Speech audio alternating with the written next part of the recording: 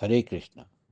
కాలం చాలా విలువైనది, గమ్యం విలువ కట్టలేనిది. మన జీవితము మనకి తెలియకనే గమ్యరహితంగా, అగమ్యగోచరంగా మిగిలిపోవచ్చు. బాల్యం ఆటపాటలతో, యవ్వనం రస అరస సంసార సాగరంలో, వార్ధక్యం వచ్చాక కూడా ఏ గమ్యం తెలియకనే గడిచిపోవచ్చు. ఇక సన్యాసం తీసుకోవాల్సిన సమయానికి కూడా భగవంతుడు కానరాకపోవచ్చు. చూస్తూ చూస్తూ ఆఖరి క్షణాలు వచ్చినా కూడా రాముడైనా గుర్తుకు రాడే.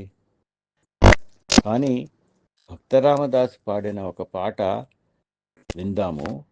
ఆయన కాలాతీతంగా రామనామ స్మరణలో అర్పితమైపోయారు. ఆ పాట విందామా?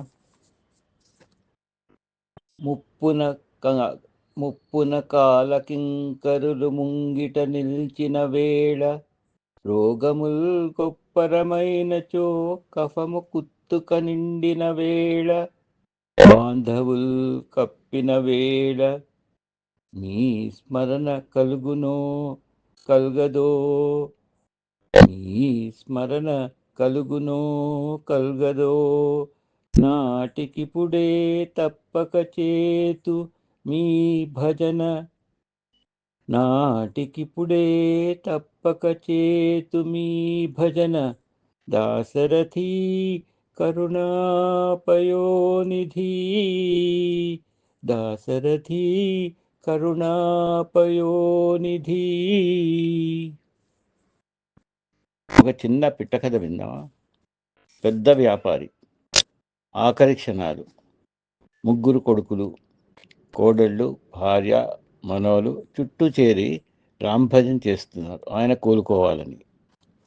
వారి అదృష్టం, కళ్ళు తెరిచారు, అందరి వైపు చూశారు. కొంచెం తలపైకెత్తి, అందరు కొడుకులు ఇక్కడే చచ్చారా, షాప్కి ఎవరు వెళ్ళలేదు అని టప్పీమన్నాడు. ఇంకా ఆఖరి క్షణాలలో తలిచిందే జరుగుతుంది కదా. పునరపి జననం పునరపి మరణం. హరే కృష్ణ.